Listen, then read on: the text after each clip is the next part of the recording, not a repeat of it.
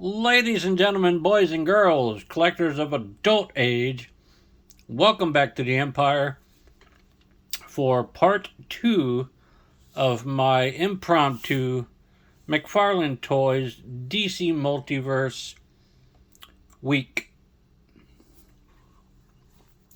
Sorry, I'm chewing on an almond, and it's delicious. It is the Blue Diamond Elote flavor. But part 1 was Martian Manhunter and Aquaman, as you saw already.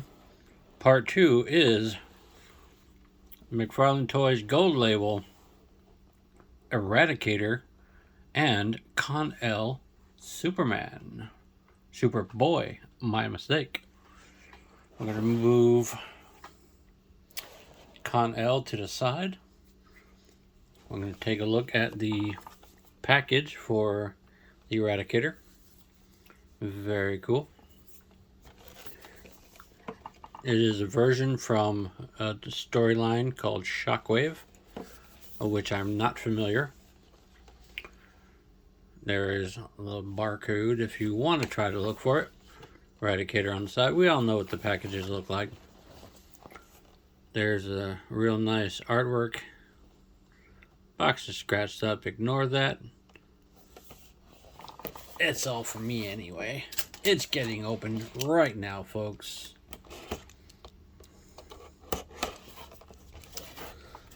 So, what'd you think of part 1? Did you enjoy it? I enjoyed filming it. Part 2 is moving along just fine so far. The card, the disc, I'm going to get those out of here.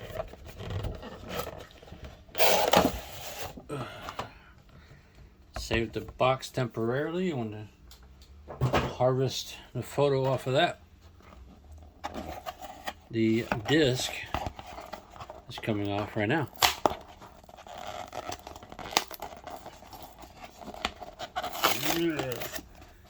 DC peg disc. So far, I haven't had any trouble standing McFarlane figures up once you find the sweet spot. Just the ankle angles and all that stuff, you know. On the floor, there's a card, same artwork as the box. Shockwave. Kryptonian AI superweapon, the Eradicator eliminated contaminating alien influences on Earth. It built the Fortress of Solitude before trying to convert the planet into New Krypton. It took Superman's form after Doomsday killed him, and on his resurrection, melded with Star Labs scientist David Connor. After joining Hank Henshaw's Superman Revenge Squad, the Eradicator served Zod's family. Interesting update to the character's history. I was not aware of most of that. I'm going to slide this back down. If you know me, you know I like to adjust the camera mid-video. There is the Eradicator. We're going to peel that back, get his hands out of there. Slide right out. He is strapped in pretty well. Get my kniffs. There's one. Ooh, I almost stabbed myself there, folks. 2. Might have to get that one from the front. 3.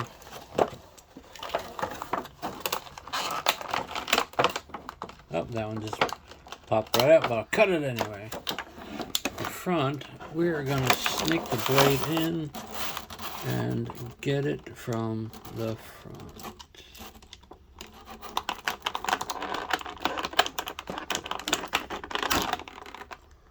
Let's get both of those out. Motherfuck. Ha! No blood. Yay! Did not stab myself. Ha ha ha ha ha. That was close though. Let's get Eradicator out of here.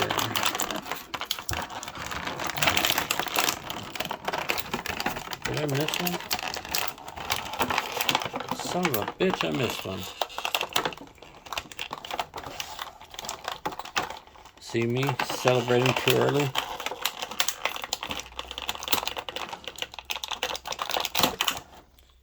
That should come out now.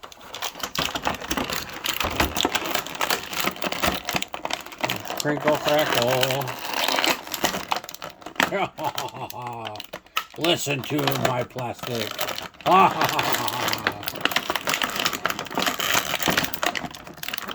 Let's get this cape to wiggle around.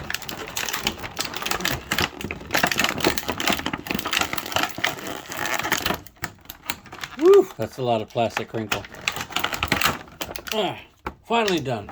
On the floor. Alright, this cape is ridiculously flowy. It is sculpted quite nicely. It is molded in the very similar thin rubbery plastic, probably just rubber, as Martian Manhunter there. An improvement over the stiffer capes, but still a fun or a nice fabric would be very nice. He's got two angry, grippy power hands with, it looks like he was eating peanut butter with his bare hands, and he's got it all over him. Okay. He is a pretty beefy figure. Looks like a very similar body to that one over there. As a matter of fact, let me just get this one and compare for a moment. The torso has the same ripples and folds on the chest. Different cod piece, but the legs are pretty similar. A little bit of reuse. Not a bad thing. Of course, now we gotta get this guy standing back up. Interesting. I noticed a reuse. Straight out the package, I got two of these guys. I opened the one that had a slight defect in the jaw. I'm not sure if you can see that, but there's a scuff or a paint blemish of some sort. Now this guy sculpted quite nicely. The plastic on the neck and head is pretty shiny. Everything else is a flat matte black and a matte blue. The symbol overlay is quite nice. It feels like it's a rubbery feeling. His jaw looks a little wide. Might have to heat and squeeze it just a hair. The hair is sculpted pretty nicely though. That's the down. Yeah, see, when you flex his head back, his jaw spreads out a little bit. That's all the up you get. You could have done a moving neck piece, but that's alright. The back is sculpted pretty well. Let's see how he articulates, huh? The shoulder joint is real loose, not flippy floppy, but loose, easy action. The side can go up to the same. It's not really hindered by the curve of the cape. The butterfly joint works just fine. Obviously the cape will stop it from going all around, but it could if the cape were not there, or if it were fabric. Double jointed elbows. Bends just fine. Sculpted wrists, you can see those just fine. Standard ball in the wrist.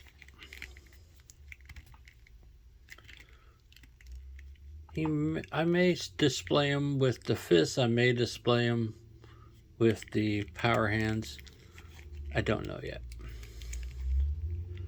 I may repaint him. I also don't know yet. Give him flesh tones. It's pretty much no forward. All the back you could possibly want, because he flies. So like this perhaps.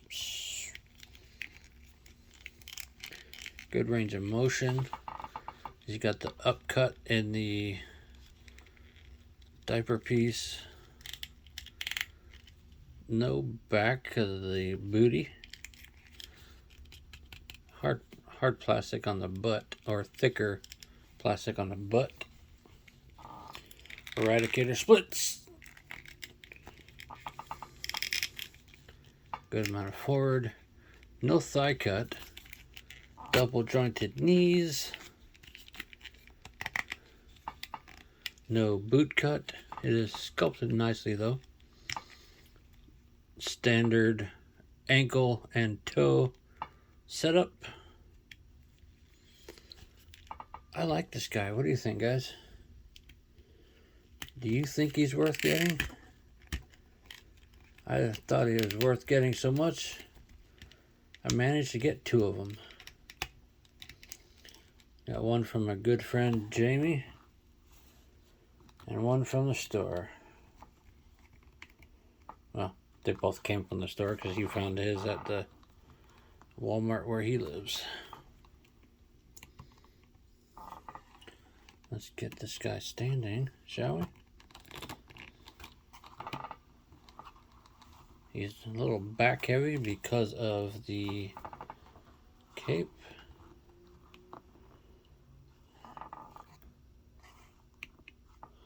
You know what? I gotta adjust the angle of the feet. Adjusting the angle of the feet always helps. Apologize for the creaking of the table. Just how it is. That is Eradicator Superman with his hands. Moving right along to Kon-El Superboy. There's Kon-El Superboy there. Says it there. Barcode on the bottom. Kon-El Superboy. There's some very 90s style artwork. It does not say, or I got this from GameStop because that's where I found it. It does not say Reign of Supermen, but it's basically Reign of Supermen Superboy. Just like the Eradicator.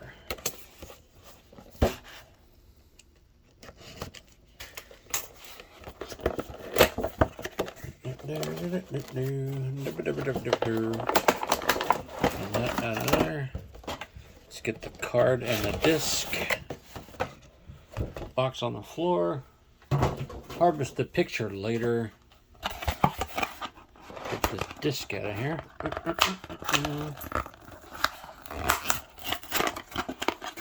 Boom. Disc. Card coming next. Set that there on the floor. This one also has slightly rounded corners. Cloned from Kryptonian and human DNA and gifted with powerful tactile telekinesis, Superboy possesses abilities similar to that of the Man of Steel. Faster than a speeding bullet, more powerful than a locomotive, able to leap tall buildings in a single bound, Kon-El always strives to live up to the Superman name, but constantly questions his ability to do so. Of course, having the shared DNA of Lex Luthor, spoilers, doesn't make it any easier on the young hero, who lives in constant fear of what sort of influence his human side might hide. I'll put that card in the back, and we'll put Eradicator back in front there. Kon-El comes with no accessories whatsoever. Besides the disc and the card, there is nothing but him in the package. His legs are not banded in.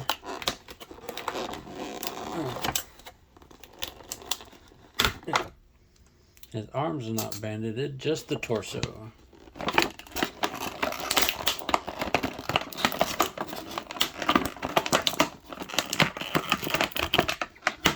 Plastic on the floor.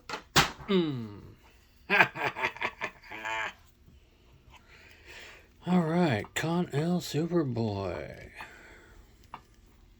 First impressions. Not 100% liking this, but he's got the attitude. He should have glasses though. He should have come with glasses or an alternate head that has glasses. Okay. First impression. Not bad. Maybe a little tall, maybe a little thin. He's definitely tall next to Eradicator and that's Superman over there. Let's see, articulation. The hair sculpted and like on the top and painted real nice to look like a shaved head. Down like that. Gaps really hard.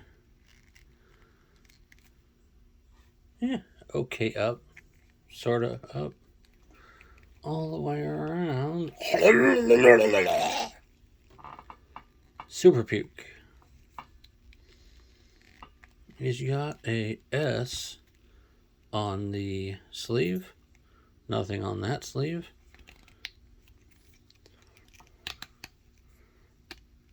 There's a 90. Superboy split, extreme splits because of the high crotch piece. Pretty good forward. A little bit of back. Got less junk in the trunk than the other figures. There's pivot there. Arms all the way around. The actual jacket is an overlay piece. Soft rubber. Seems like pretty consistent with the more recent capes. It does feel like there's butterfly joints in there. Bicep. Double jointed elbow. Wrist. Hands wearing the workout style gloves. Fingerless, of course. Okay. The Superman symbol on his chest underneath looks to be molded and stuck on with the jacket piece molded over or glued on over top. There is articulation and massive abs underneath. Not a lot of forward. Come on, McFarlane. Todd, McFarlane Toys, get a little more forward crunch on these figures, man. Lots of back, of course.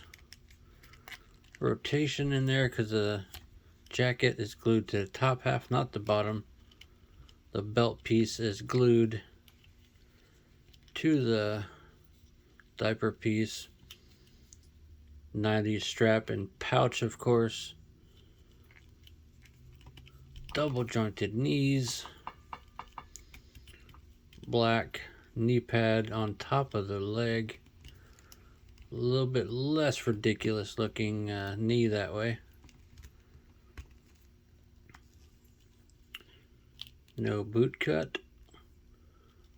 Different style of ankle here. There's a rocker and peg style. It preserves the look of the sculpt a little bit better there, I think. Still with the toes. Let's see. Does he stand? Of course, if you get that sweet spot, he will stand just fine. I've been specifically avoiding it, but the back of the jacket has a very nicely printed Superman S shield. It is smooth on there. You can feel the ripple of the jacket. It does not feel like it's raised whatsoever. Very nice addition. I like that, folks. Overall, very few nitpicks. A little more up on the neck. Round glasses. What was the other one? Forward on the torso. It's mostly from the lower joint. The upper joint should flex as well. You get a lot of back flex though. Not perfect, but pretty freaking good. I'm not going to complain about having a 90s era Kon-El Superboy on my shelf. The Reign of Supermen. That is Kon-El Superboy and the Eradicator. Part 2 of my McFarlane Toys DC Multiverse week is over. Deuces, folks.